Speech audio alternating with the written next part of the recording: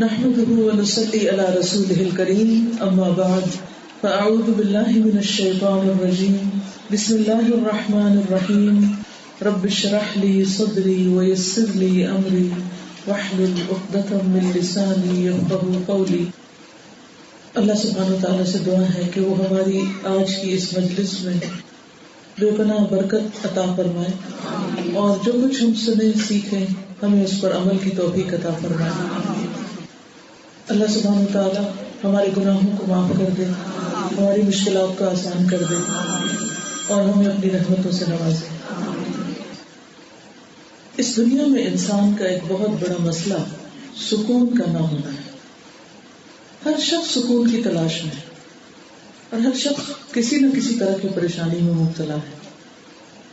بعض اوقات کوئی حقیقی مسئلہ ہوتا ہے اور بعض اوقات مسئلہ ہوتا بھی نہیں ہے، لیکن ہمیں پریشان رہنے کی عادت پڑ جاتی ہے اور ہم اس میں پناہ لینے لگتے ہیں. بعض اوقات توجہ حاصل کرنے کے لیے پریشانی کا اظہار کیا جاتا ہے، جیسے چھوٹے بچے ہوتے ہیں، اور بعض لوگ بڑے ہو کر بھی بچے ہی رہتے ہیں اور چھوٹی چھوٹی باتوں پر پریشان ہو جاتے ہیں.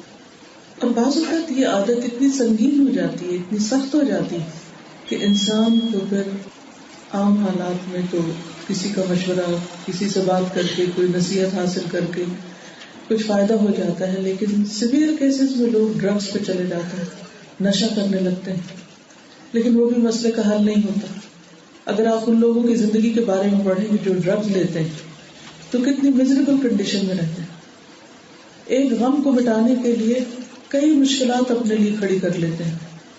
بعض لوگ الکوہل کا سہارا لیتے ہیں. آپ دیکھیے کہ ایک ایک بوتل کی قیمت اور پھر اس کے جو آفٹر افیکٹس ہیں، اور سب سے بڑا نقصان آخرت کا نقصان، اللہ کی ناراضگی، کیونکہ حاصل تو کچھ نہیں ہوتا. کچھ لوگ اسموکنگ کرتے ہیں، کچھ لوگ کسی اور طرح اپنے آپ کو بہلاتے ہیں، کچھ لوگ زیادہ کھا کر کسی خاص کھانے کی ایڈکشن ان کو ہو جاتی ہے، کچھ لوگ کثرت سے چائے پینے لگتے ہیں، بار بار کچھ کرنے لگتے ہیں ایسا کام کہ جس سے وہ اپنا غم بھلا سکے. لیکن غم ہے کہ بھولتا ہی نہیں. ایسے میں کیا کیا جائے؟ قرآن مجید ہمیں اس کا حل یہ بتاتا ہے، الا ان اولیاء اللہ لا خوف علیہم ولا هم يحزنون. خبردار رہو، اللہ کے دوستوں پر نہ کوئی خوف ہوتا ہے نہ غمگین ہوتے ہیں. وہ خوف اور غم سے بالا ہوتے ہیں. کیا اس کا یہ مطلب ہے کہ انہیں خوف لاحق ہی نہیں ہوتا یا انہیں کبھی کوئی غم آتا ہی نہیں؟ نہیں، یہ تو ہو ہی نہیں سکتا کہ اس دنیا میں انسان پر خوف اور غم آئے نہ.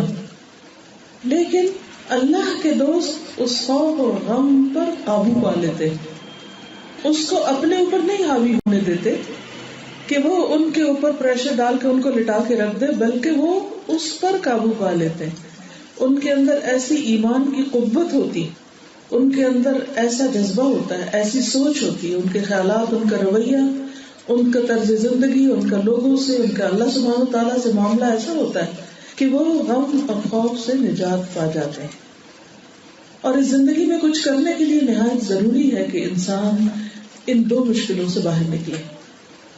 غم عموماً ماضی کے کسی حادثے پر ہوتا ہے، انسان کے ساتھ جو کچھ گزر چکا ہوتا ہے. کسی نے زیادتی کی، کوئی مال کا نقصان ہو گیا، کوئی جان کا ہو گیا، کوئی عزت کا ہو گیا، تو اس پر انسان ہرٹ ہوتا رہتا ہے اور اس کا دل مستقل طور پر بیمار ہو جاتا ہے. اور خوف مستقبل کا ہوتا ہے کہ ہائے کیا ہوگا، کہیں مجھے کوئی بیماری نہ لگ جائے، کہیں مجھے کوئی گاڑی ہٹ نہ کر جائے، کہیں مجھے میرے بچے نہ چھوڑ کے چلے جائیں، وغیرہ وغیرہ، کہیں کاروبار کا نقصان نہ ہو جائے، کہیں جاب نہ چھوٹ جائے. تو بعض اوقات کچھ لوگوں کو دونوں بیماریاں ہوتی ہیں، غم کی بھی اور خوف کی بھی. کچھ ایسے ہوتے ہیں کہ جن کو غم کی ہوتی ہے لیکن وہ غم اتنا ان پہ ہوتا ہے کہ خوف ان سے ختم ہو جاتا ہے. بعض ایسے ہوتے ہیں کہ ان کو غم بھی ہوتا ہے اور خوف بھی ہوتا ہے، دونوں ہی چیزیں ان کے اوپر حاوی ہوتی ہیں. اب کیا جائے، ہونا کیا چاہیے؟ کیونکہ علاج تو ضروری ہے، یہ نارمل حالت نہیں ہے. اور خاص طور پر اگر آپ کسی حادثے کو ہر وقت سوچتے رہیں یا کسی آنے والی پریشانی کو ہر وقت اپنے دماغ پہ حاوی رکھیں تو یہ تو بہت ہی خطرناک بات ہے اور اس سے نکلنا چاہیے. اس سے نکلنے کے لیے بہت ضروری ہے کہ ہم بحیثیت ایک مسلمان کے اپنے ایمان کو درست کریں. اللہ پر ایمان کا مطلب اللہ پر اعتماد بھی ہے، اس پر یقین بھی ہے، اور اس بات پر یقین کہ دنیا میں جو کچھ ہوتا ہے اللہ کے اذن سے ہوتا ہے، اس میں اللہ سبحانہ و تعالیٰ کا ارادہ شامل ہوتا ہے، کیونکہ یہ دنیا اپنی مرضی سے نہیں چلتی. تو کوئی بیماری آپ کو آ ہی نہیں سکتی، کوئی آپ کو نقصان دے ہی نہیں سکتا، کوئی آپ کا تنکا توڑ نہیں سکتا، کوئی آپ کا بال بیکا نہیں کر سکتا، کوئی آپ کو کچھ بھی نہیں کر سکتا جب تک اللہ کا ارادہ نہیں ہوگا. اس لیے بہت سے خوف اور بہت سے وہم اور بہت سی پریشانیاں صرف خود ساختہ ہوتی، وہ آئی نہیں ہوتی، لیکن ہمارا خیال ہوتا ہے کہ وہ آ جائیں گی. جبکہ اگر ہم اپنے آپ کو انالائز کریں تو بہت سی ایسی چیزیں جن کا ہم بچپن سے خوف رکھتے ہیں یا بچپن سے جن کے بارے میں پریشان ہیں وہ آج تک ہوئی کوئی نہیں. مثلاً ہے کہیں میرے ماں باپ نہ مر جائیں. ٹھیک ہے کچھ لوگ فوت بھی ہو جاتے ہیں، لیکن کیا سب کے ماں باپ مر جاتے ہیں؟ نہیں. تو ہمیں کیوں خوف ہے؟ اللہ سبحانہ و تعالیٰ نے جب تک ان کی زندگی لکھی ہے وہ جئیں گے، وہ نہیں مریں گے، آپ فکر نہیں کریں. اور اگر بالفرض ان کو مرنا ہی ہے تو کیا ہمارے فکر کرنے سے وہ موت سے بچ جائیں گے؟ کیا پھر ان پر موت نہیں آئے گی؟ کچھ لوگوں کو اپنے بچوں کے فوت ہونے کا ڈر ہوتا ہے، کسی کو کسی کہنے کی ڈیتھ فوبیا ہوتا ہے، کچھ لوگوں کو ہر وقت فکر لگی رہتی ہے کہ مجھے ہارٹ اٹیک نہ ہو جائے، مجھے ایسا نہ ہو جائے، ویسا نہ ہو جائے، ایکسیڈنٹ نہ ہو جائے. تو یہ صرف ہمارے خوف ہوتے ہیں، ضروری نہیں کہ وہ واقعی ایکچولی ہو بھی جائے. اور اگر ہو گئے تو آپ اس سے بچ نہیں سکتے. تو جب تک وہ نہیں ہوئے آپ اس کے لیے کچھ دعا کریں، کچھ ذکر کریں اور اس وقت کو استعمال کر لیں. دونوں صورتوں میں ایک چیز کریں، یا تو یہ ہے کہ وہ ہوں گے نہیں، امن سے رہیں، یا یہ کہ وہ ہوں گے.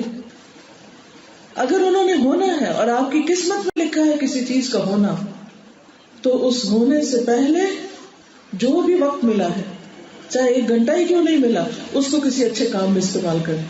اور آپ کیا سوچیں کہ میں اللہ سبحانہ تعالیٰ کی پناہ میں اپنے آپ کو دیتی ہوں، میں اس سے پروٹیکشن لیتی ہوں کہ جس کے اذن کے بغیر کوئی مصیبت نہیں آتی.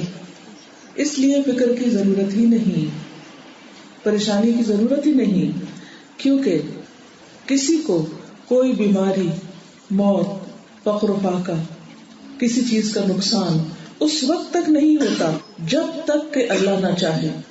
اگر پوری دنیا کے انسان مل کر انسان کے خلاف کوئی کام کرنا چاہے تو جب تک اللہ کا ارادہ نہیں ہوگا ان کا کوئی منصوبہ آپ کے خلاف کام نہیں کر سکتا. فکر کی کیا ضرورت ہے؟ بعض اوقات ایسا ہوتا ہے نا کہ کوئی ہمارے خلاف کوئی بات کر دیتا ہے، ہم غم میں مرے جاتے ہیں، اب تو یہ کام ہونا ہی نہیں کیونکہ فلاں میرے خلاف ہو گیا اور وہ اب میرا راستہ روکے گا، اور وہ فلاں مجھ پہ جادو نہ کر دے، اور فلاں ایسا نہ کر دے، ویسا نہ کر دے. تو ہم اسی ڈر میں مرے جاتے ہیں. حالانکہ صحیح حدیث ہے کہ اگر سارے جن و انس بھی مل کر کسی کو فائدہ دینا چاہیں تو فائدہ نہیں دے سکتے مگر یہ کہ اللہ چاہے، اور اگر سب مل کر کسی کو نقصان دینا چاہے تو نقصان نہیں دے سکتے.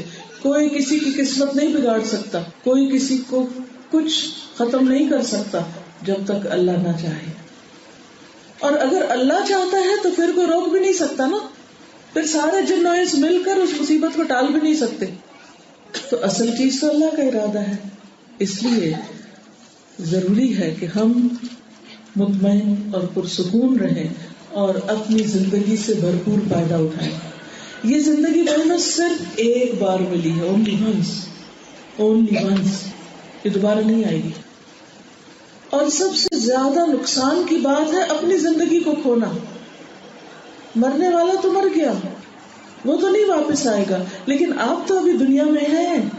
آپ اپنے جینے کی قدر کریں، ایک ایک سانس کے اوپر شکر ادا کریں کہ اللہ تعالیٰ آپ کو جینے کی مہلت دے رہا ہے تاکہ آپ اس سے بھرپور فائدہ اٹھا سکیں.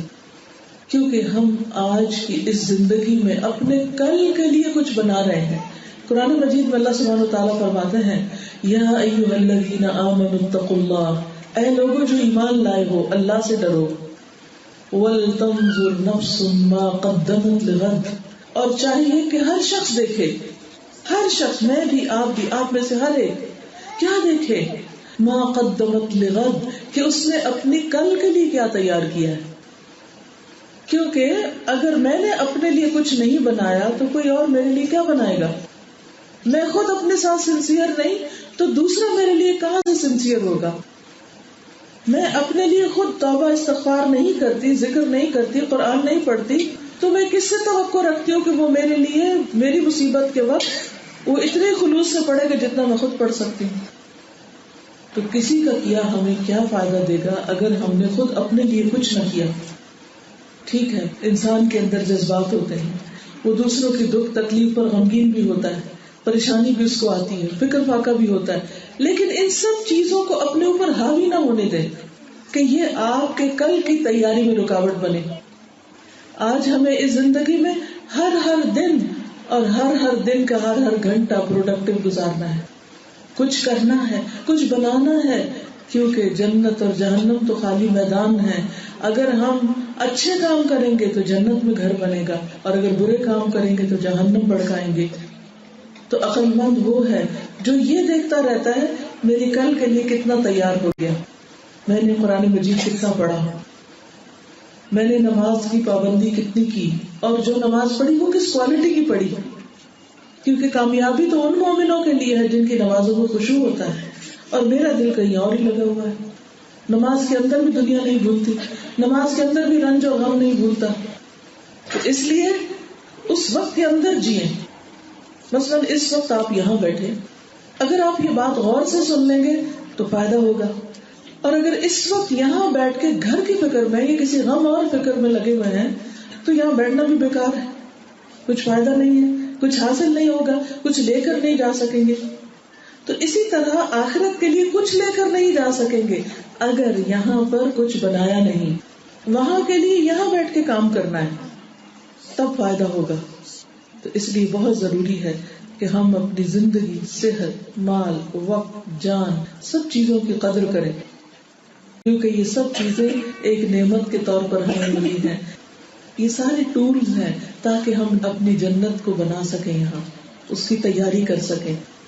وَلْتَنْظُرْ نَفْسٌ، چاہیے کہ دیکھتا رہے ہر شخص، مَا قَدَّمَتْ لِغَدٍ، اس نے اپنی کل کے لیے کیا کیا. یہ دنیا کی کل نہیں، دنیا کی کل تو فکر سے بھری ہوئی ہے، آخرت کی کل کے لیے کیا کیا ہے، وہاں کے لیے کیا تیاری کی ہے. پھر فرمایا وَاتَّقُوا اللَّهَ، اور اللہ سے ڈرتے رہو. تو گویا جب اللہ سے ڈرو گے، لوگوں سے نہیں، مستقبل سے نہیں، صرف اللہ سے ڈرو گے، تو بہت سی چیزیں خود بخود فائدہ دیں گی، وقت کی قدر کرنی آئے گی. اس بات کا یقین رکھیے کہ ساری دنیا کے لوگ مل کر آپ کا کوئی نقصان نہیں کر سکتے. اب جتنے لوگوں سے ڈر لگتا ہے ان سب کے اوپر کراس پھینک دیجیے، یہ میرا کچھ نہیں بگاڑ سکتی، کچھ بھی نہیں کر سکتے. آپ سکون کی نیند سوئیں گے کیونکہ خوف نکل جائے گا نا. اور جب خوف آنے لگے کہ یہ تو اللہ کا وعدہ ہے، جب تک اللہ کا اذن نہ کوئی کچھ نہیں بگاڑ سکتا، کوئی بال بیکا نہیں کر سکتا. پھر آپ دیکھیے کہ یہ بھی سوچا کریں کہ آج تک مجھے کس نے لک آفٹر کیا ہے، آج تک میرا خیال کس نے رکھا ہے. جس نے آج تک میرا خیال رکھا ہے وہ کل بھی میرا خیال رکھے گا، مجھے ڈرنے کی کیا ضرورت ہے. جو آج تک میرے لیے کافی تھا وہ کل بھی میرے لیے کافی ہوگا.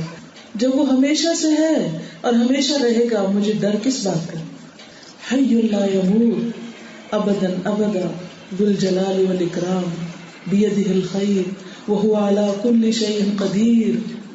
ہمیشہ سے ہے، ہمیشہ رہے گا، جلال اور قوت والا ہے، عزت والا ہے، ساری خیر اس کے ہاتھ میں ہے. بیدہ الخیر، ساری خیر کا مالک وہ ہے. وہو علی کل شیء قدیر، اور وہ ہر چیز پر قدرت رکھتا ہے. اس کی قدرت، اس کی طاقت ہر ایک سے بڑی ہے. ہم دنیا میں لوگوں کی طاقت سے، دنیا کے مال سے، دنیا کے مال والوں سے ڈرتے ہیں، یا کسی کے پاس کوئی عہدہ ہو یا کوئی منصب ہو یا کسی بھی قسم کا کوئی اختیار ہو، اتھارٹی ہو، پاور ہو، تو ہمیں خوف آنے لگتا ہے کہ پتہ نہیں وہ ہمارے ساتھ کیا کر دے گا. کوئی ڈرنے کی ضرورت نہیں، اللہ کے اذن کے بغیر کچھ نہیں کر سکتا وہ. تو جس سے بھی ڈر لگے اس سے بھاگ کر اللہ کی طرف پناہ لیں، اللہ کی طرف چلے جائیں اور کہیں یا رب مجھے تیرا سہارا چاہیے، تو میرے لیے کافی ہو جا. اور اللہ تعالیٰ اپنی پناہ میں لے گا، وہ اپنے بندوں کو تنہا نہیں چھوڑتا. وہ آج تک آپ کو بچاتا رہا، اسی لیے تو آپ زندہ ہیں، اسی لیے تو آپ کھا پی رہے ہیں، اسی لیے تو آپ دنیا میں چل پھر رہے ہیں. تو کوئی آپ کی جان نہیں لے سکتا جب تک وہ نہ چاہے. جو دن اس نے مقرر کیا آپ کے لیے اسی دن جانا ہے. ان اندیشوں اور وہم اور خوف کو اپنے دل سے نکال لیجئے. عربی کا ایک شعر ہے، ان ربا کفاک ما کان بالامس سیکفیک فی غد ما یکون. بلا شبہ تمہارا رب کل کی تکلیف میں تمہیں کافی ثابت ہوا تو آئندہ کل میں آنے والی تکلیف میں بھی وہ تمہیں کافی ہو جائے گا. جس نے پاسٹ میں تکلیف دور کی وہ فیوچر میں بھی دور کر دے گا. اسی طرح قرآن مجید میں اللہ سبحانہ وتعالیٰ فرماتے ہیں سورۃ التوبہ آیت 51، قل لن یصیبنا الا ما كتب اللہ لنا هو مولانا وعلی اللہ فلیتوکل المؤمنون. کہہ دیجئے ہمیں ہرگز کوئی نقصان نہ پہنچے گا مگر جو اللہ نے ہمارے لیے لکھ دیا. اور اس نے کیوں لکھا؟ کیونکہ دنیا امتحان کے لیے کہ لوگ اس صورت میں کرتے کیا، نعمتوں کو پا کر کیا کرتے ہیں اور نقصان آنے پر کیا کرتے ہیں. وہی ہمارا مالک ہے اور اللہ ہی پر بس لازم ہے کہ ایمان والے بھروسہ کریں. ہم سب کو اللہ سبحانہ وتعالیٰ پر ہی توکل کرنا چاہیے. جب آپ کو کوئی بلائی ملتی ہے تو ان کو بری لگتی. نبی صلی اللہ علیہ وسلم کے دشمن تو حقیقی دشمن، لیکن آپ دیکھیں کہ اب آج کے دور میں مسلمانوں کا حال یہ ہو گیا، اتنا زیادہ اخلاقی تنزل ہو گیا کہ بہن بھائیوں کے بیچ میں حسد ہے، قریبی رشتہ داروں کے بیچ میں حسد ہے، شوہر بیوی کے بیچ میں حسد ہے. اگر کسی موقع پر ایک بچہ ترقی کر جاتا ہے تو دوسرے اس کے پیچھے پڑ جاتے ہیں.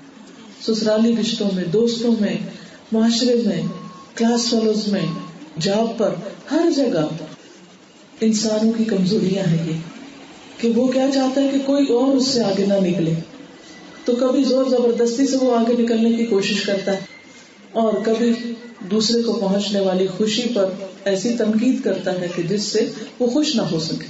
اسی لیے ہمیں ایک دعا سکھائی گئی، اللہم انی اعوذ بک من شماتۃ الاعداء، اللہ مجھے دشمنوں کے ہنسنے سے بچا، کہ میرے کسی نقصان پر، کسی تکلیف پر دشمن ہنسے کہ اچھا ہوا اس کو مزہ آیا. تو رسول اللہ صلی اللہ علیہ وسلم کو نہیں لوگوں نے چھوڑا، کیا کیا کہ جب آپ کو کوئی اچھی خبر ملتی، کوئی بھلائی ملتی، کوئی نعمت ملتی تو وہ ان منافقوں کو بری لگتی. تسؤہم، یہ بھی ایک منافقت ہے نا کہ اوپر سے انسان خوشی کا اظہار کرے اور اندر سے وہ جل رہا ہو، کڑ رہا ہو اور دل ہی دل میں حسد کا شکار ہو. وہ ان تصیب کا مصیبت، اور اگر آپ پر کوئی مصیبت آتی اللہ کے اذن سے، پروفٹ صلی اللہ علیہ وسلم پر تو سب سے زیادہ تکلیفیں آئی، حالانکہ وہ اللہ کے سب سے زیادہ پیارے تھے. یقولون، تو وہ کہتے ہیں، قد اخذنا امرنا من قبل، ہم نے تو اس سے پہلے ہی اپنا معاملہ صحیح کر لیا تھا اور ہم پیچھے رہے تھے، یعنی آپ کے ساتھ جہاد میں نہیں گئے یا آپ کے ساتھ ہم آگے نہیں بڑھے اور جو مسلمانوں کو تکلیف پہنچی ہم اس سے بچ گئے.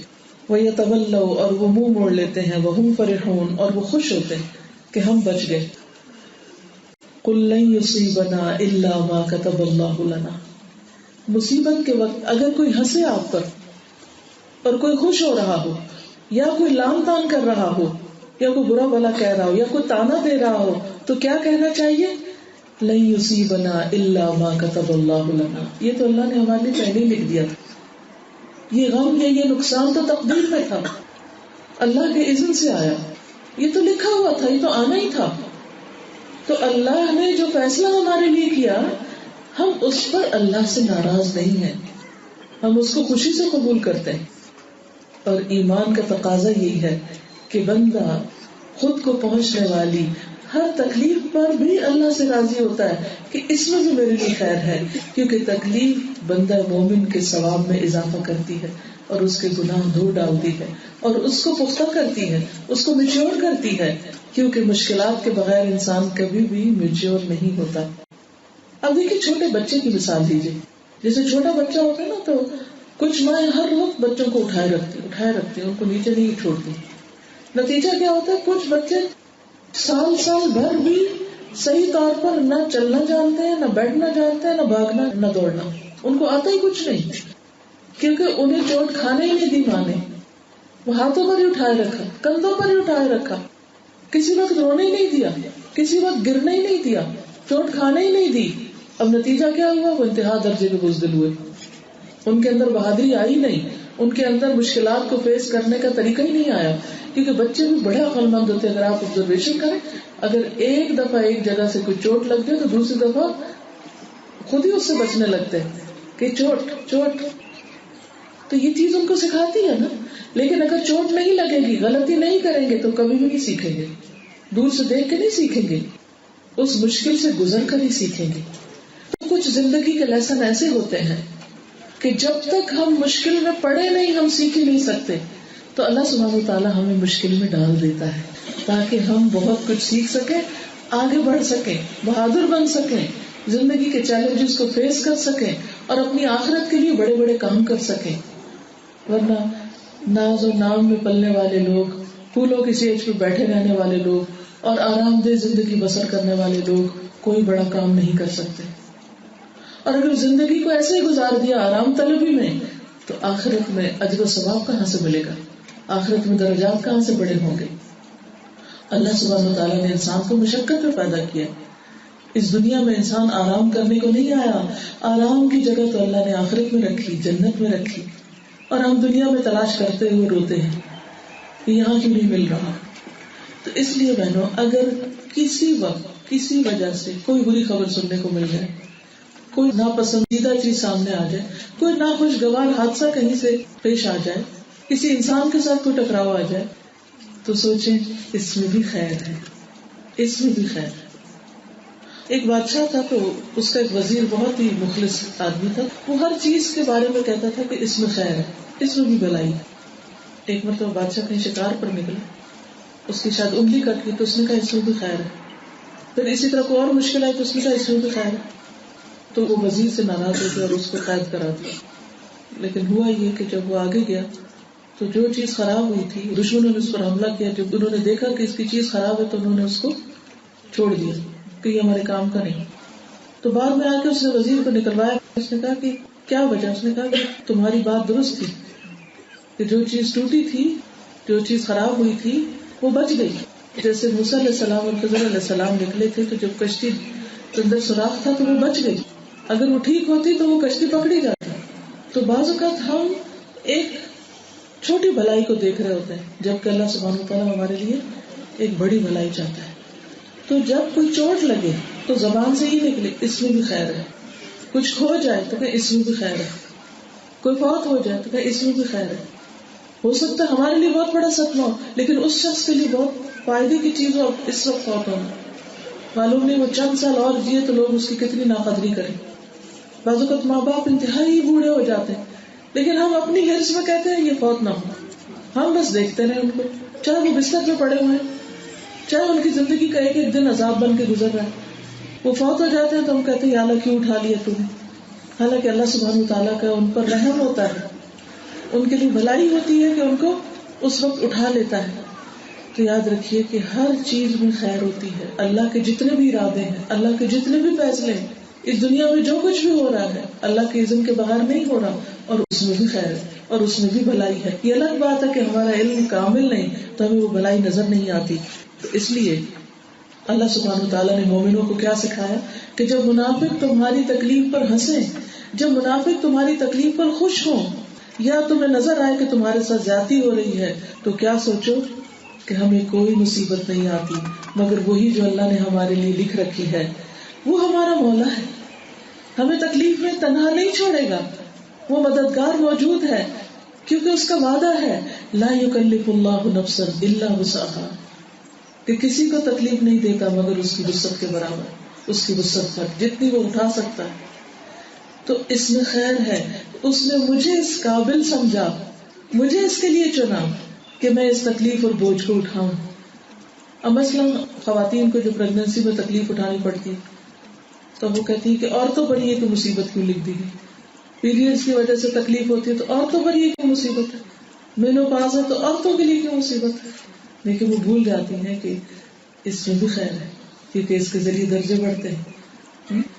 اور ماں کا درجہ 3 گنا زیادہ ہے باپ کے مقابلے میں کیونکہ وہ مشقت زیادہ اٹھاتی. اور اس میں آپ دیکھیے کہ جب انسان ایک مشکل سے گزر رہا ہوتا ہے تو اس کے بعد جو خوشی اولاد کی صورت میں نصیب ہوتی ہے، یا پھر جس تکلیف سے گزرتا ہے تو ایک کانٹا بھی چبھتا ہے تو اس میں اجر لکھا چلا جاتا ہے. پریشانی کی بات نہیں، اس میں بھی خیر ہے. وَعَلَى اللَّهِ فَلْيَتَوَكَّلِ الْمُؤْمِنُونَ، اور اللہ پر ہی مومنوں کو چاہیے کہ بھروسہ کریں.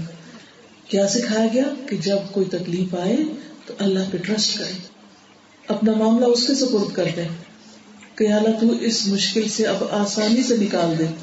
آ تو گئی تکلیف لیکن اب اس سے نکالنے والا بھی تو ہی ہے. اور ایک حقیقی بات یہ ہے کہ انسان اتنا زیادہ خوشی میں اللہ کے قریب نہیں ہوتا جتنا تکلیف میں ہوتا ہے. اس کائنات کی سب سے خوبصورت ترین چیز وہ اس کائنات کا خالق ہے، سب سے عظیم ہستی جس نے ہم سب کو بنایا ہے، جس کے پاس ساری چیزوں کا مکمل اختیار ہے. اگر ہم کسی صدمے، کسی چوٹ، کسی مصیبت، کسی مشکل، کسی بیماری، کسی غم اور خوف کی وجہ سے اس کے قریب ہو رہے ہیں تو اس سے زیادہ نفع کی بات کیا ہے کہ عام حالات میں ہم نہیں ہو رہے، لیکن جب ہم غمگین ہیں، دکھی ہیں تو پلٹ پلٹ کے اس کی طرف جا رہے ہیں. اور اس طرح وہ غم، وہ تکلیف، وہ مشکل ہمیں اس کے قریب ترین کر دیتی. اور جب ہم اس کی طرف ایک قدم اٹھاتے ہیں تو وہ 10 قدم ہماری طرف آتا ہے. ہم چل کے جاتے ہیں، وہ دوڑ کے ہماری طرف آتا ہے. تو اس لیے ایسا مت سوچیں کہ تنگی میں اور تکلیف میں اللہ نے آپ کو تنہا چھوڑ دیا. قطعاً نہیں چھوڑا. ہو مولانا، جب مشکل آئے تو کہیں ہم کوئی اکیلے تھوڑی ہیں، اللہ ہمارا مولا ہے، وہ ہمارا دوست ہے، وہ ہمارا مددگار ہے، وہ ہمارا ساتھی ہے، وہ ہمیں اس مشکل سے نکالے گا. فکر کی ضرورت نہیں. تو آپ دیکھیں گے کہ اللہ تعالیٰ آپ کا دل تھام لے گا اور آپ اطمینان میں آ جائیں گے. تو دل کا اطمینان اور جسم کے اندر ایک سکون کی اور کام ڈاؤن ہونے کی کیفیت، اور نفس کے اندر ایک اطمینان اور اعصاب کا تناؤ نہ ہونا، یہ اللہ کی بہت بڑی نعمتیں ہیں. کچھ لوگ ہوتے ہیں بات کے بغیر بھی ٹینس رہتے ہیں، کچھ ہوا نہیں ابھی پہلے سے ٹینشن ٹینشن ٹینشن ٹینشن. اور کچھ لوگ ایسے ہیں کہ بڑے سے بڑا حادثہ ہو تو بھی اطمینان، امن میں. کیوں؟ سوچ کا فرق ہے نا. اس کا اللہ پہ بھروسہ اور اس کا نہیں ہے. جو اللہ پہ بھروسہ نہیں کرتا وہ ٹینشن کا شکار رہتا ہے. ایک دفعہ کہہ کے تو دیکھیں کہ میں نے اپنا معاملہ اللہ کے سپرد کر دیا اور اس سے مجھے اچھی امید ہے، وہ جو فیصلہ کرے گا اچھا کرے گا، تو مجھے خوف کی ضرورت نہیں، مجھے فکر کی ضرورت نہیں. کسی بھی چیز کے بارے میں ڈر یہ مجھ سے چرا لی جائے گی یا چھٹ جائے گی کہ اللہ میں نے اس کو آپ کے سپرد کیا، اب آپ اس کی حفاظت کریں. میں تو حفاظت کے قابل نہیں. بس بچوں کے بارے میں ہمیں خوف ہوتا ہے کہ بگڑ جائیں گے، ہاتھ سے نکل جائیں گے، بہک جائیں گے، لوگ ان کو ورغلا لیں گے. ایک دفعہ کہہ کے تو دیکھیں کہ یا اللہ میں نے اسی طرح اپنے بچے کو تیرے سپرد کیا اور تو اس کی حفاظت فرما جیسے تو نے یوسف علیہ السلام کی تھی. ان کو کنویں سے نکلوا دیا تھا اور غیر دیش میں جہاں ان کا کوئی بھی نہیں تھا ان کی حفاظت فرمائی تھی. تو اس لیے جب آپ اللہ پہ بھروسہ کریں گے تو آپ کا غم اور فکر سے چھٹکارا ہو جائے گا. آپ کا نفس بکھرے گا نہیں، پریشانیوں اور سوچوں کے اندر آپ غلطان نہیں ہوں گے، اعصاب میں تناؤ نہیں آئے گا، کسی قسم کی وحشت اور تنہائی محسوس نہیں ہوگی، بلکہ اور زیادہ اللہ کا ذکر ہوگا جس سے دلوں کو اطمینان ہوگا. اور اپنے اندر ٹوٹ پھوٹ محسوس نہیں ہوگی. بعض اوقات ہم کہتے ہیں نا کہ اس صدمے نے تو مجھے توڑ کے رکھ دیا. نہیں، پھر نہیں ٹوٹیں گے آپ، پھر بھی بہادر رہیں گے، کیونکہ آپ کو پتا ہے کہ آپ کی مدد کرنے والا کوئی ہے، آپ اس میں تنہا نہیں ہیں. اور پھر اللہ کی رضا آپ کو حاصل ہوگی. جب آپ اللہ سے راضی ہوتے ہیں تو اللہ سبحانہ وتعالیٰ آپ سے راضی ہو جاتا ہے. تو آپ غم میں کہیں یا اللہ میں تجھ سے راضی، اللہ میں تجھ سے راضی، اللہ میں تیرے فیصلوں پہ راضی، تو یقیناً اللہ کی طرف سے پکار آئے گی کہ بندے میں بھی تجھ سے راضی، میں بھی تجھ سے راضی. لیکن اگر ہم اللہ سے ناراض ہوتے ہیں تو کیا اس ناراضگی کے بعد یہ کہہ سکتے ہیں میں تو اللہ سے ناراض ہوں لیکن اللہ مجھ سے راضی ہے؟ کیا یہ ہو سکتا ہے؟ پاسبل ہے؟ نہیں پاسبل. رضی اللہ عنہم ورضوا عنہ، اللہ ان سے راضی ہو گیا اور وہ اللہ سے راضی ہو گئے. صحابہ کی طرف اشارہ ہے. ہم دیکھتے ہیں کہ بڑی بڑی مشکلات میں کبھی بھی انہوں نے اللہ سے شکوہ نہیں کیا، وہ اللہ سے ناراض نہیں ہوئے. تو ہمیں بھی اللہ تعالیٰ سے ناراض نہیں ہونا. تو جب آپ اللہ سے ناراض نہیں ہوتے تو آپ کے اندر ایک راحت اور سکون آ جاتا ہے، یقین کی پختگی آ جاتی، اللہ پر اعتماد بڑھ جاتا ہے، ایمان میں اضافہ ہو جاتا ہے، آپ کی آنکھیں ٹھنڈی ہو جاتی ہیں، آپ کا ضمیر مطمئن ہو جاتا ہے، اس میں کسی قسم کی ٹیسیں نہیں اٹھتی اور پریشانیاں نہیں ہوتی. آپ کا سینہ کھل جاتا ہے، آپ کو بات سمجھ آ جاتی، آپ کو وہ حکمت بھی نظر آ جاتی ہے اللہ سبحانہ تعالیٰ کی کہ جس وجہ سے اس نے آپ کو کسی خاص مشکل میں ڈالا ہوتا ہے، وہ وجہ بھی سمجھ آ جاتی. پھر اور پیار آتا ہے اللہ کا کہ اللہ میں ویسے تو سیدھا ہونے والی نہیں تھی، ویسے تیری طرف کب آنا تھا مجھے، میں تو کبھی نہ آتی. اگر اس غم کی وجہ سے تو مجھے اپنی طرف لے آیا تو تیرا شکر ہے کہ تو مجھے اپنی طرف لے آیا، کیونکہ ہم نے جانا تو ہے ہی اسی کے پاس. کوئی ہے جو اللہ سے بھاگ کے کہیں اور جا سکے، اس کو ناراض کر کے، اس کو چھوڑ کر؟ لیکن جب ہم اس کو چھوڑے رکھتے ہیں تو بہت بڑا نقصان کر رہے ہوتے ہیں، جس کی ہمیں خبر ہی نہیں ہوتی کہ ہم اللہ کو بھولے ہوئے ہیں. ہم دنیا میں اتنے محو ہو جاتے ہیں، لوگوں میں اتنے کھو جاتے ہیں، انسانوں کی محبت کے پیچھے اتنا بھاگتے ہیں کہ ہمیں واقعی اللہ بھول جاتا ہے. پھر جب اللہ تعالیٰ انہی انسانوں سے ہم کو چوٹ لگواتا ہے، انہی کے ذریعے ہم کو توڑتا ہے، وہ اپنا سہارا چھوڑتے ہیں تو ہم گرتے ہیں، تو پھر ہم کو اللہ یاد آ جاتا ہے جو پہلے ہی آ جانا چاہیے تھا لیکن لوگوں نے ہمیں بلا دیا تھا. پھر وہ یاد آ جاتا ہے اور اس کی یاد میں ہی دلوں کو سکون ہے. الا بذکر اللہ تطمئن القلوب، سنو خبردار رہو، اللہ کے ذکر میں، اللہ کی یاد میں دلوں کا اطمینان ہے. یہ اطمینان اور یہ سکون اور یہ خوشی ایک ایسی خوشی ہے جو دنیا کی کسی بازار سے نہیں ملتی، یہ صرف یقین کی دولت سے ملتی ہے. اور یہ یقین نقصان پہنچنے کے بعد، اللہ سے راضی ہونے کے بعد ملتا ہے کہ اس نے ٹھیک ہی کیا ہے، اس نے اچھا کیا ہے، میرا علاج تھا اس میں. کیا ڈاکٹر کے پاس جا کے آپ ناراض ہوتے ہیں کبھی کہ آپ کیوں کڑوی دوا دیتے ہیں، آپ نے کیوں میرے لیے آپریشن تجویز کیا؟ بلکہ خوش ہوتے ہیں کہ کتنا اچھا ڈاکٹر ہے، اس نے مجھے ریکمینڈ کر دیا سرجری کے لیے، اب میری تکلیف جلدی پوری ہو گئی. اور اگر وہ ریکمینڈ نہ کرتا، مثلاً آپ کے اندر کوئی لمپ ہے، آپ کے اندر کوئی ایسی چیز ہے کہ جس کو نکلنا چاہیے اور آپ کو پتہ ہی نہیں، کہ یک آپ ڈاکٹر کے پاس جاتے ہیں، وہ آپ کو بتا دیتا ہے کہ آپ کے اندر بھی یہ بیماری پل رہی ہے، تو اس نیوز پر آپ ڈاکٹر سے ناراض ہو جائیں گے؟ ایک اچھا پیشنٹ کیا کہے گا کہ ڈاکٹر صاحب شکریہ، آپ نے مجھے بتا دیا، مجھے تو خود بھی نہیں پتا تھا، میں تو اپنے بارے میں جاہل تھی کہ میرے اندر اتنی بڑی بیماری پل رہی ہے. جب آپ اپنا بلڈ ٹیسٹ دیتے ہیں اور اس میں آپ کی بیماری سامنے آ جاتی تو آپ لیبارٹری والوں سے لڑتے جھگڑتے ہیں کہ یہ بیماری کیوں نکال کے رکھ دی؟ کیا کرتے ہیں؟ اس کا شکریہ ادا کرتے ہیں، شکر ہے کہ مجھے میری اندر کی بلا پتہ چل گئی، اب میں اس کا علاج کروں گی. تو جو رنج اور حادثے اور غم اور دکھ ہوتے ہیں نا، وہ ہمیں ہماری حقیقت بتا دیتے ہیں، وہ ہمیں ہمارا اصل دکھا دیتے ہیں، جس کے بعد ہمیں اپنی اصلیت پتہ چل جاتی ہے کہ کتنا کام کرنے والا ہے.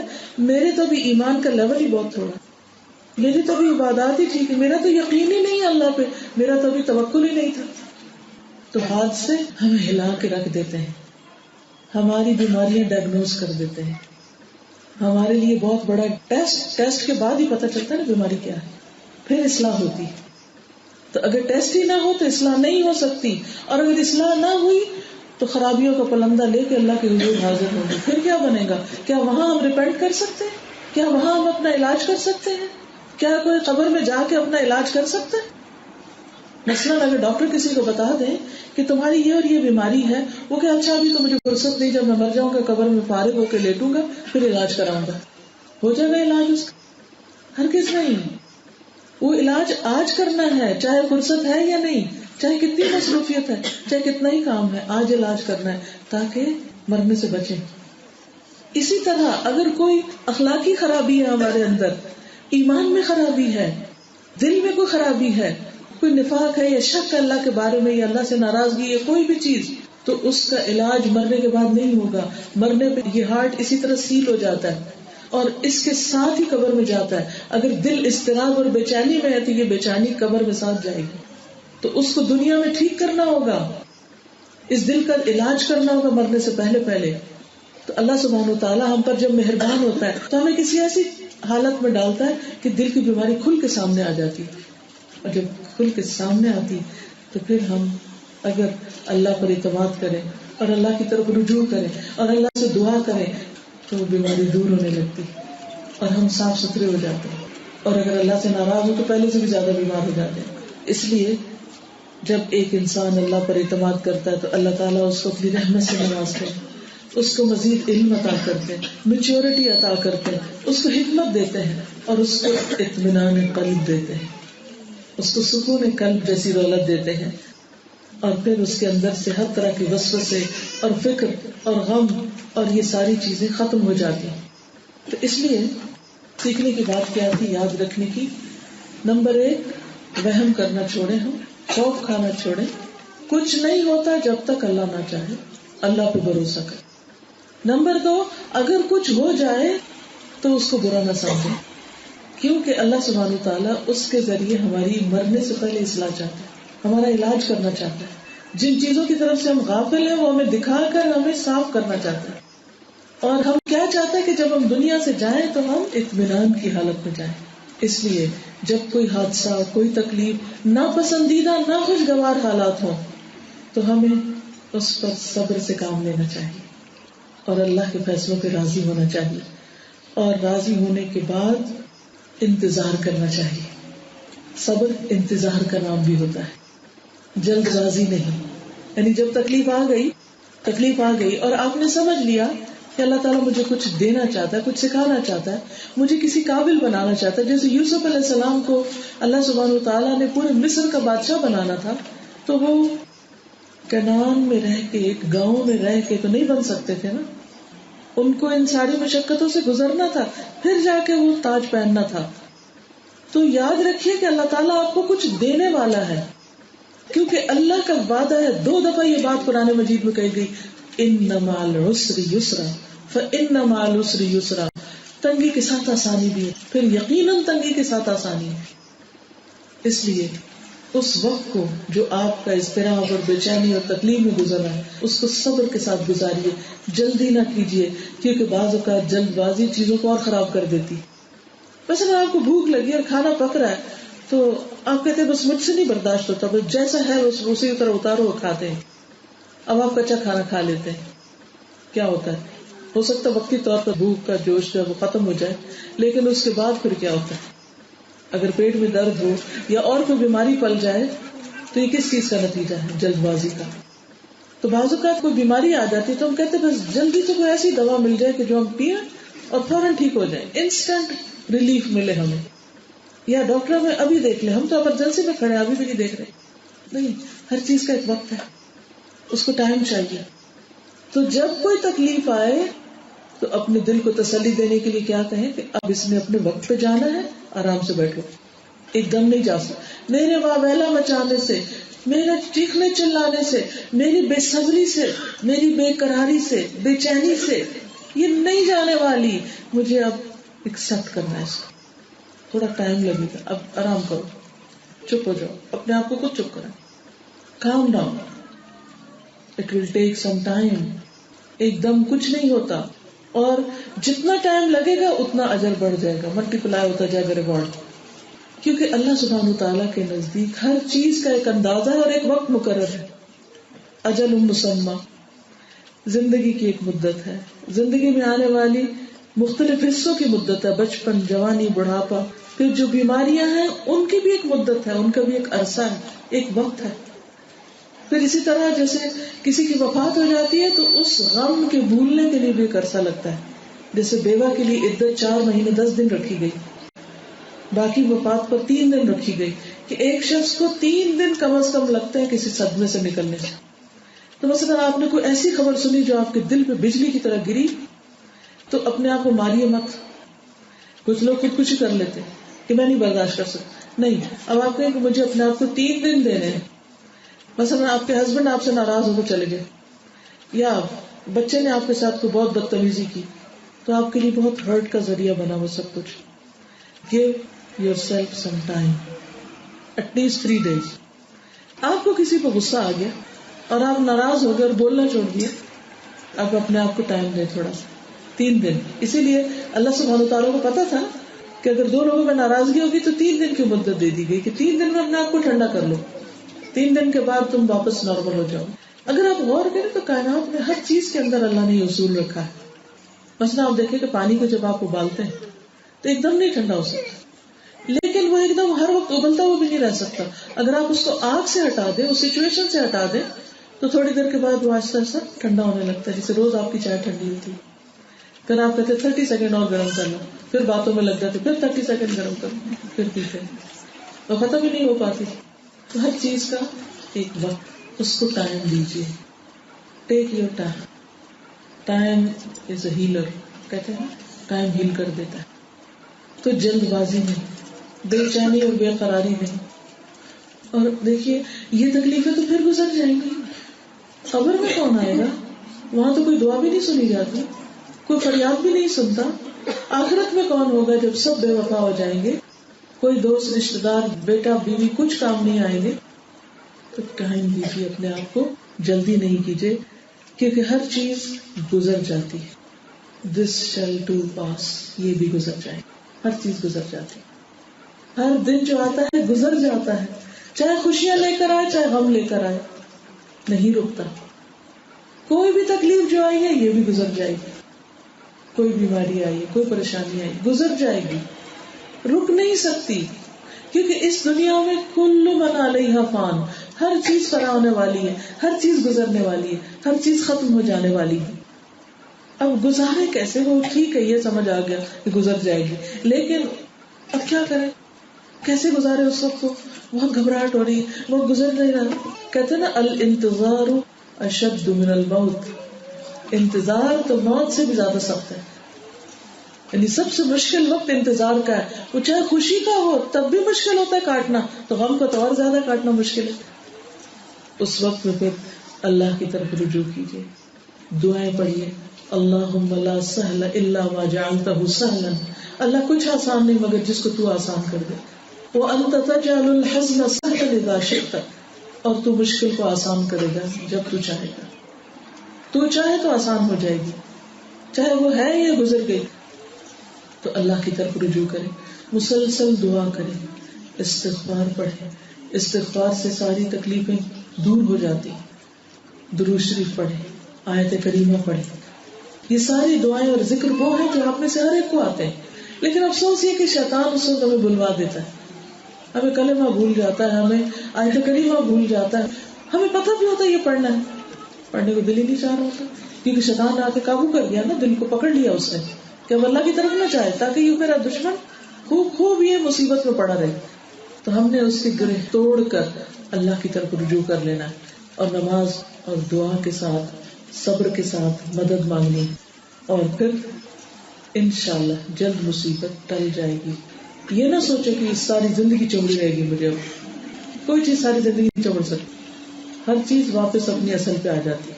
کسی بھی چیز میں جو ابال آتا ہے واپس آ جاتا ہے، چاہے وہ محبت کا ابال ہو چاہے نفرت کا ہو. نفرتیں بھی آہستہ آہستہ ٹھنڈی ہوتی چلی جاتی ہیں، ان کو جب تک چھیڑے نہ وہ بھی ختم ہو جاتی. اور دل تو اللہ کے ہاتھ میں الٹ پلٹ ہوتے رہتے ہیں. آج کسی سے نفرت ہے، کل محبت بھی ہو سکتی ہے اس سے، اور آج کسی سے محبت ہے تو کل اسی سے نفرت بھی ہو سکتی ہے. اور عربی میں کسی نے کہا تھا نا، ایک شاعر کا شعر ہے یا قول ہے، احبب حبیبک ہونا ما عسى ان یکون بغیضک یوما ما. اپنے دوست کو ہلکا ہلکا چاہو، بہت زیادہ محبت کا اظہار نہ کرو. ہو سکتا ہے کسی دن تم مجھ سے نفرت کر رہے، کہ ہو سکتا ہے کسی دن تم مجھ سے بغیض بن جاؤ، دشمن بن جاؤ. اور پھر ابغض بغیضک ہونا ما، اپنے دشمن سے ہلکا بغض رکھو، ایک اعتدال میں رکھو. عسى ان یکون حبیبک یوما ما، ہو سکتا ہے کسی دن وہ تمہارا محبوب بن جائے، اور پھر تم ریگریٹ کرو کہ میں نے اس کے ساتھ کیوں نفرت رکھی. تو دل پھرتے رہتے ہیں، اس لیے محبت اور نفرت میں بھی اعتدال، دوستی اور دشمنی میں بھی اعتدال، اور اس بات پر اطمینان کہ کوئی چیز ہمیشہ کے لیے نہیں ہے، یہ گزر ہی جائے گی. عربی کا ایک شعر ہے، وَلَا هَمٌّ إِلَّا سَوْفَ يُفْتَحُ قُفْلُهُ وَلَا حَالٌ إِلَّا لِلْفَتَى بَعْدَهَا حَالٌ، اور ہر غم کا عنقریب تالا کھلنے والا. چابی کھو بھی جائے تو کسی نہ کسی تالا کھل ہی جاتا، توڑ کے چاہے کھولے. اس وقت ہم بے قرار ہو جاتے ہیں یہ کیسے کھلے گا، لیکن کھل ہی جاتا ہے نا. اور نوجوان کے لیے ہر آنے والی مصیبت کی گرہ کھلنے والی، ایک حال کے بعد ایک دوسرا حال آنے ہی والا ہے. اور آپ دیکھیے کہ نہ صرف یہ کہ عام انسان، بلکہ نبی صلی اللہ علیہ وسلم پر جب تکلیفیں بہت زیادہ ہو گئی تھی تو اللہ سبحانہ وتعالیٰ نے ان کو تسلی دی کہ آپ گھبرائے نہیں اور ان پر صبر سے کام لے. فرمایا وَإِن كَانَ كَبُرَ عَلَيْكَ إِعْرَاضُهُمْ فإن استطعت أن تبتغي نفقا في الأرض أو سلما في السماء فتأتيهم بآية ولو شاء الله لجمعهم على الهدى فلا تكونن من الجاهلين. اگر تجھ پر ان کا منہ پھیرنا بھاری گزرا ہے، یعنی لوگ تمہاری بات نہیں سنتے، جیسے آپ صلی اللہ علیہ وسلم سے زیادہ اٹریکٹیو اور بہترین شخصیت کس کی تھی، لیکن اس کے باوجود آپ کے دشمن آپ کی بات نہیں مانتے تھے، لا الہ الا اللہ نہیں پڑھتے تھے. تو فرمایا کہ اگر ان کا منہ پھیرنا تم پہ بھاری ہے، دل بوجھل ہوتا ہے، تو اگر تو کر سکے کہ زمین میں کوئی سرنگ یا آسمان میں کوئی سیڑھی ڈھونڈ نکالے، پھر ان کے پاس کوئی نشانی لے آئے تو لے آ. یعنی اللہ سبحانہ تعالیٰ اگر نہیں کوئی نشانی اتار رہے، نشانی نہیں اتر رہی، تو خود کوشش کر کے دیکھ لو. یعنی غم تو اسی وقت آسان ہوگا جب اللہ چاہے گا، مشکل اس وقت جائے گی جب اللہ چاہے گا. اور اگر اس مشکل کو برداشت کرنا بہت بھاری ہو رہا ہے تو پھر آپ کوئی اور راستہ نکال کے دیکھیں، لیکن کوئی اور راستہ ہے ہی نہیں. اور اگر اللہ چاہتا تو یقیناً انہیں ہدایت پہ جمع کر دیتا، یعنی تمہارے سارے مخالف اور نان مسلم تم پر ایمان لے آتے. بس تم جاہلوں میں سے ہرگز نہ ہونا، یعنی لا علم لوگوں کی طرح بہیو نہ کرنا، کیونکہ جو شخص علم رکھتا ہے، جو شخص حکمت رکھتا ہے، اس کا رویہ جی دیتے ہوئے فرماتے ہیں کہ ان کی مخالفت سے مت گھبراؤ. وَلَقَدْ كُذِّبَتْ رُسُلٌ مِّن قَبْلِكَ، آپ سے پہلے رسول بھی جھٹلائے گئے، ان کی بھی لوگوں نے بات نہیں مانی تھی. کبھی ایسا تھا نا کہ آپ کی بات کوئی نہیں مانتا، آپ حالانکہ بالکل حق پر ہوتے ہیں، صحیح بات کر رہے ہوتے ہیں، لیکن وہ آپ کو جھٹلا دیتا ہے، آپ کو جھوٹا قرار دیتا ہے. فرمایا کہ آپ سے پہلے بھی کئی رسول جھوٹے قرار دیے گئے، ان پہ جھوٹا ہونے کا الزام لگا. کبھی زندگی میں آپ پر بھی جھوٹا ہونے کا الزام لگ جائے تو ضروری نہیں کہ آپ جھوٹے ہی ہوں. اس وقت کیا سوچیں کہ یہ تو پیغمبروں پر بھی الزام لگا تھا، تو اگر مجھے کسی نے ایسا کہہ دیا تو کیا ہوا؟ پیغمبروں نے کیا کیا جب ان پہ ایسا الزام لگا؟ فصبروا، صبر کیا، انتظار کیا. کس پر؟ علی ما کذبوا، اس بات پر جس کو وہ جھٹلائے گئے تھے. کہ آخر میں پھر انجام کس کا بہتر ہوا؟ اب دیکھیے کہ نوح علیہ السلام بچا لیے گئے، ہود علیہ السلام بچا لیے گئے، صالح علیہ السلام بچا لیے گئے، لوط علیہ السلام بچا لیے گئے، شعیب علیہ السلام بچا لیے گئے. محمد رسول اللہ صلی اللہ علیہ وسلم پر جو الزام لگا، آپ کو بچا لیا گیا اور آپ اپنے مشن میں کامیاب ہوئے اور حق غالب آیا، مکہ فتح ہوا. وقل جاء الحق وزهق الباطل، باطل چلا گیا، ان الباطل کان زہوقا، باطل تو جانے ہی والا ہے. جھوٹی باتیں، جھوٹے الزامات. حضرت عائشہ پر کیسے الزام لگا، اور پورا مدینہ جو تھا وہ ایک طرح سے زلزلے کی زد میں آ گیا، باتوں کے زلزلے میں، کہ ہر شخص پریشان تھا. لیکن کیا ہوا؟ اللہ سبحانہ تعالیٰ نے آسمان سے آیات اتار دی حضرت عائشہ رضی اللہ تعالیٰ عنہ کے دفاع میں، تو وہ چلا گیا، معاملہ ختم ہو گیا. سچ ہمیشہ غالب آتا ہے، لیکن کچھ دیر لگتی. شروع میں لوگ آپ کو نہیں مانتے، وہ آپ کو غلط سمجھتے ہیں، کوئی بات نہیں، آپ اطمینان کے ساتھ اپنے حق پر، جس کو آپ کا ضمیر کہتا ہے یہ صحیح ہے، جس کو آپ کا دین کہتا ہے کہ یہ صحیح رویہ، یہ صحیح طریقہ ہے، اس پر جمے رہیں. فرمایا پچھلے رسولوں نے صبر کیا، اپنے کام پر جم کر رہے. وہ اوذو، اور وہ اذیت دیے گئے، جسمانی تکلیفیں دیے گئے. حتی اتاہم نصرنا، یہاں تک کہ ان کے پاس ہماری مدد آ گئی. ولا مبدل لکلمات اللہ، اور اللہ کے کلمات کو بدلنے والا کوئی نہیں. یہ اللہ کا طریقہ ایسے ہی ہو کر رہتا ہے. وَلَقَدْ جَاءَكَ مِن نَّبَإِ الْمُرْسَلِينَ، اور آپ کے پاس رسولوں کی خبریں پہنچ چکی ہیں. ہم نے پچھلے انبیاء کے واقعات اور حالات اور قصے آپ کو بتا دیے ہیں تاکہ وہ آپ کے لیے صبر کا ذریعہ بنے. لیکن اگر پھر بھی آپ پر ان کا اعراض، ان کی بے رخی، ان کا ایمان نہ لانا بہت بھاری گزرتا ہے، آپ کو پسند نہیں آتا، تو پھر بھی صبر کرنا ہوگا، کیونکہ یہ تو اللہ کا قانون ہے، اللہ کی سنت ہے، اللہ کا طریقہ ہے کہ وہ اپنے پسندیدہ بندوں کو آزماتا ہے، انہیں مشکلوں میں ڈالتا ہے. جن سے وہ محبت کرتا ہے وہ محبت کا اظہار مشکل میں ڈال کے کرتا ہے. کوئی تکلیف آ جائے تو بہنوں سوچیں کہ اللہ نے محبت کا امتحان لے لیا کہ میری اللہ سے کتنی محبت ہے، اور یہ اللہ کی محبت ہی ہے اس وقت مجھ پر. تو فرمایا کہ اگر تم چاہتے ہو کہ اللہ کی ڈالی ہوئی مشکل کو اپنے سے ہٹا دو تو پھر کوئی سرنگ لے آؤ، زمین کے اندر کوئی ٹنل بنا لو، یا آسمان پہ جانے والی کوئی سیڑھی لگا لو, یا زمین کے اندر چلے جاؤ, یا آسمان پہ نکل جاؤ کہ اس سچویشن سے تم ہٹ جاؤ, بچ جاؤ, تو کر کے دیکھو, اور کوئی نشانی لا کے ان کو دکھاؤ کہ یہ کسی طرح مان جائے, تو ایسا نہیں ہوگا. اللہ چاہتا سب کو خود ہی ہدایت دے دیتا, لیکن آپ ایسی بات نہ کریں, آپ نہیں گھبرائیں, آپ پریشان نہیں ہو, انتظار کریں, صبر کریں. تو اللہ تعالیٰ نے نبی صلی اللہ علیہ وسلم کو کتنے سال صبر کرایا؟ 13 سال مکے کے تھے اور 7 سال پھر مدینہ کے تھے. پھر اس کے بعد 8 ہجری میں مکہ فتح ہوا تھا, اور ایک فاتح کی حیثیت سے آپ اس میں داخل ہوئے 20 سال کے بعد. اس لیے کبھی بھی انسان کو یہ نہیں سوچنا چاہیے اتنے سال گزر گئے اور اب بھی میری مشکل نہیں کٹی. یاد کیا کیجیے کہ پیغمبر علیہ السلام پر کتنی لمبی لمبی مشکلات آئیں اور کس طرح انہوں نے صبر کیا, کیونکہ جلدی کرنے سے بلا ٹل نہیں سکتی, وہ اپنے وقت پر ہی جائے گی. تو اس وقت کا صبر کے ساتھ اور اللہ کو یاد کر کے انتظار کیجیے. اور انسان ناپسندیدگیوں سے غیر مطمئن نہ ہو, بے چینی کو کنٹرول کرے, اچھے دوستوں کے ساتھ مل کے, اچھی صحبت کے ذریعے, اچھی محفلوں میں شرکت کر کے, اللہ کا کلام پڑھ کر, اللہ کی بات سن کر, سمجھ کر, کیونکہ اللہ تعالیٰ کہیں نہ کہیں سے کوئی راستہ کھول دے گا. آپ دیکھیں کہ ایوری کلاؤڈ ہے سلور لائن.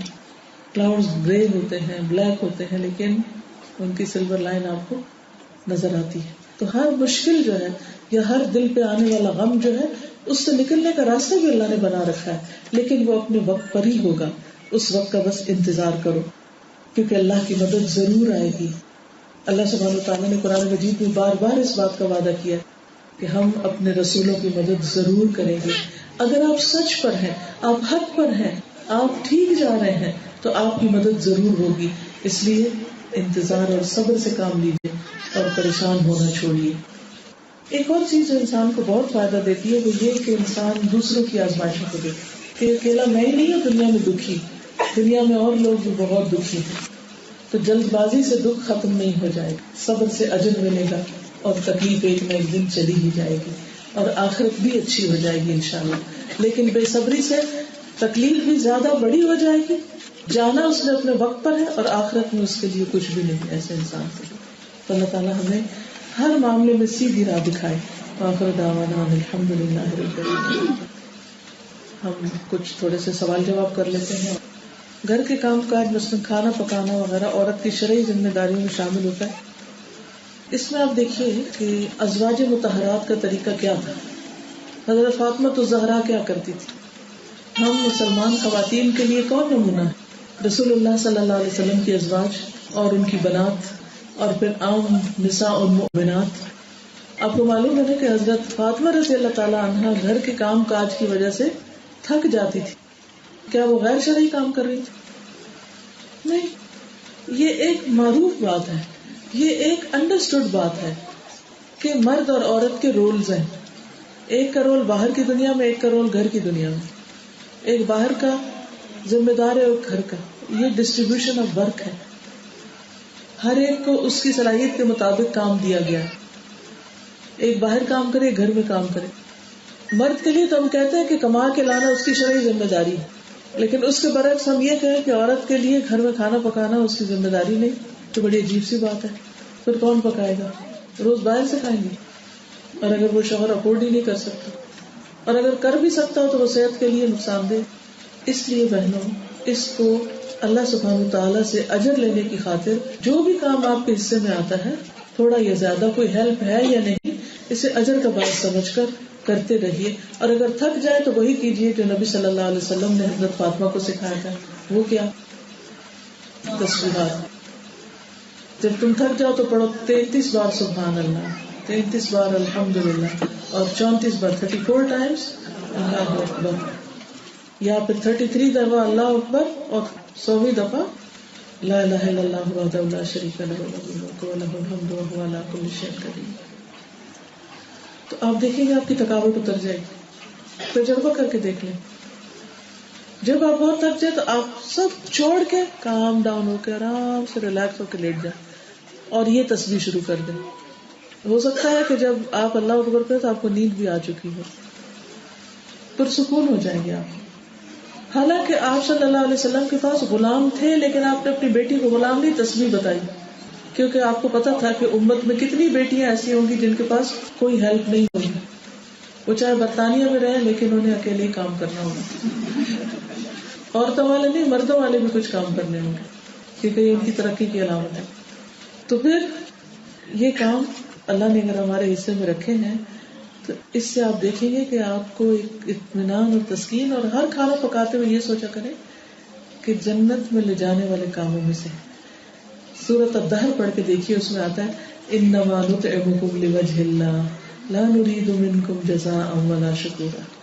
ہم تمہیں اللہ کی خاطر کھلاتے ہیں، ہم تم سے کسی طرح کا کوئی بدلہ اور شکریہ بھی نہیں چاہتے، کوئی اپریسیشن بھی نہیں چاہتے.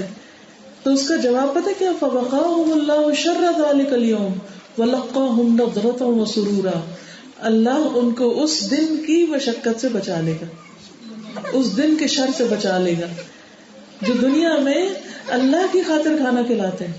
اور اس میں یہ نہیں کہا گیا کہ گھر والوں کو کھلانے کا کوئی ثواب نہیں. ایک عورت جو چولہے پہ کھڑے ہو کر بعض کو گروسری بھی خود لا کے سب کچھ بنا کے رکھتی ہے اور وہ تھک کے چور ہو جاتی ہے تو اس کے لیے بھی انشاءاللہ یہ اجر ہے، اگر وہ گھر والوں سے اجر اور شکریہ کی تمنا نہ رکھے. اور اگر اس پہ ناراض رہے کہ تم لوگ تھینک یو نہیں کرتے اور کچھ میری تعریف ہی نہیں کرتے، تو پھر آپ تعریف لے کے تھوڑی دیر کیا کریں گے؟ اس کے بعد کیا ہوگا؟ کچھ بھی نہیں. تعریف بھی ختم ہوگی، کھانا بھی ختم ہوگا اور آپ تھک کے جا کے بستر میں لیٹ گئے. نہیں، ان سب چیزوں کو اپنی آخرت کے لیے رکھیے. یہ لکھتے ہیں کہ I would like to share an experience.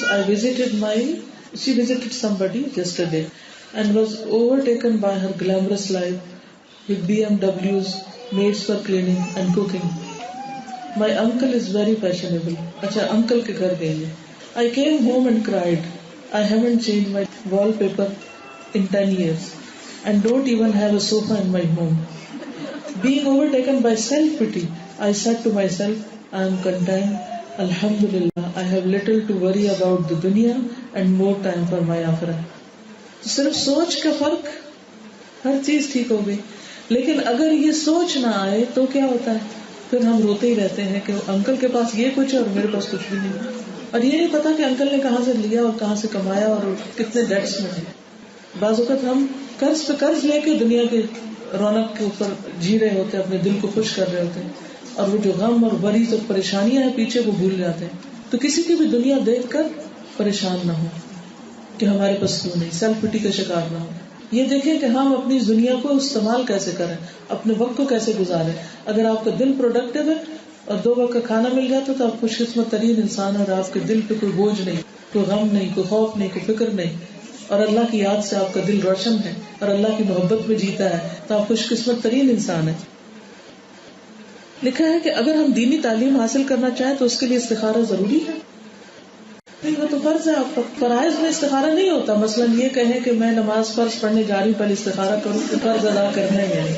ٹھیک ہے، تو اپنے کو مسلمان رکھنے کے لیے اور اپنے آئندہ جنریشن کے لیے ہمارے لیے دینی تعلیم حاصل کرنا فریضہ ہے، اس لیے اس میں استخارے کی ضرورت نہیں ہے. کہتے ہیں کہ can you give some advice on how to support one's husband who is going through a hardship due to work اور ill health.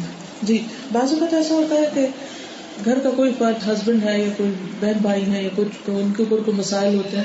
ابھی تو ہم نے جو کچھ پڑھا وہ یہ تھا کہ ہم خود کو کیسے کمپوز رکھیں کہ کس طرح آسانی ہمارے لیے ہو. لیکن بعض اوقات ہم خود تو ہوتے ہیں مگر ساتھ والے نہیں ہوتے، پھر ان کا اثر ہم پر بھی آنے لگتا ہے.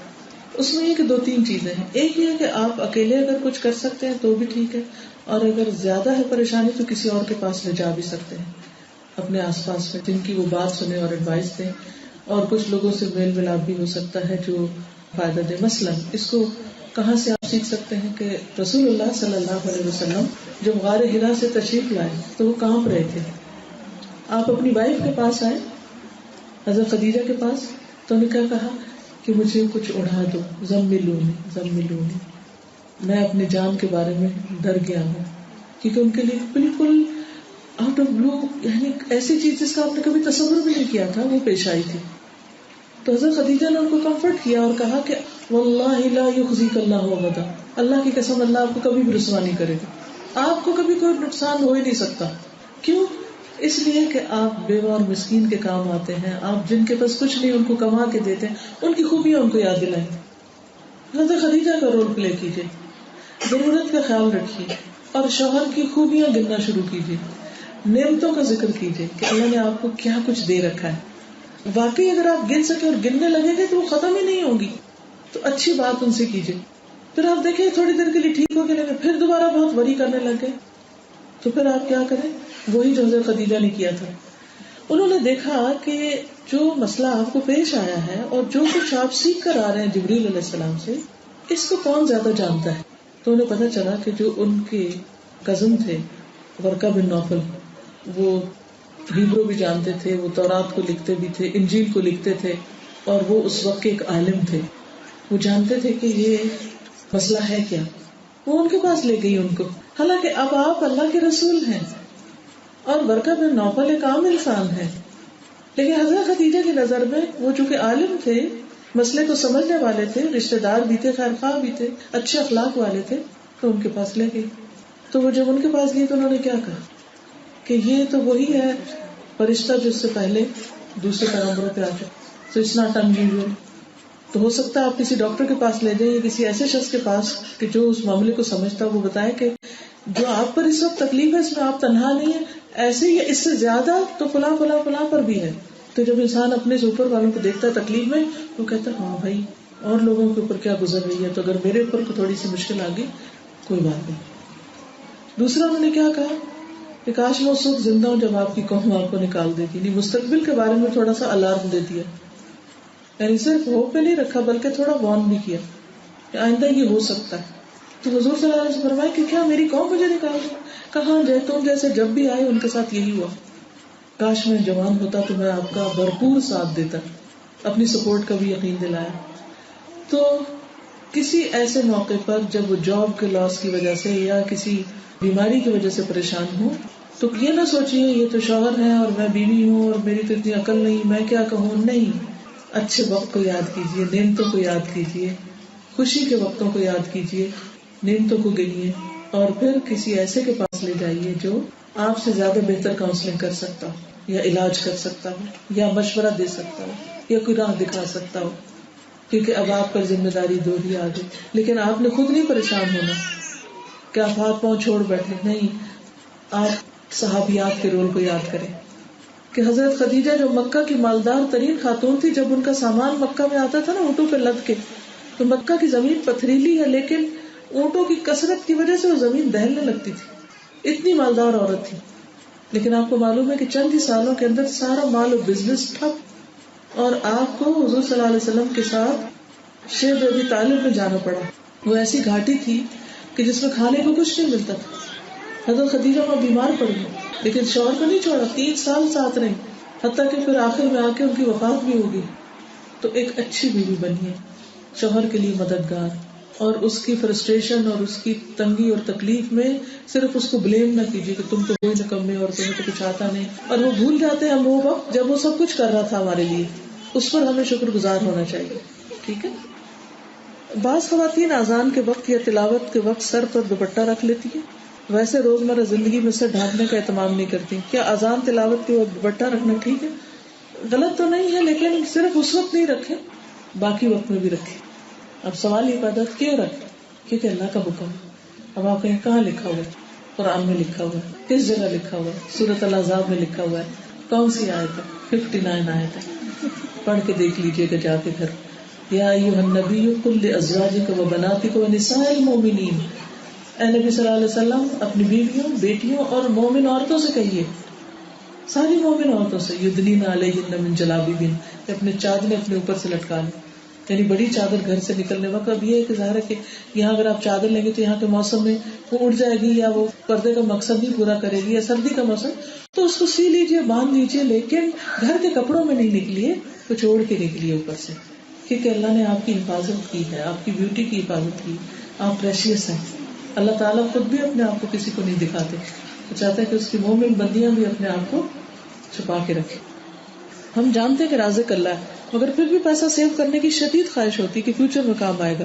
اور پھر اس سوچ کو کیسے ٹھیک کریں؟ کیا ہم پیسہ سیو کر سکتے؟ بالکل سیونگ کر سکتے, کیوں نہیں.